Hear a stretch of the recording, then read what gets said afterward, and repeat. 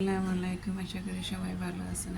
আমিও ভালো আছি আলহামদুলিল্লাহ। এখানে আমি 3 পিস আলু আর একটা ডিম সিদ্ধ করে চলে এনেছি, আর এখানে কিছুটা ময়দা মেখে আমি রেস্টে রেখে দিচ্ছি। আজকে ডিম দিয়ে আলু দিয়ে একটা নাস্তা তৈরি করবো।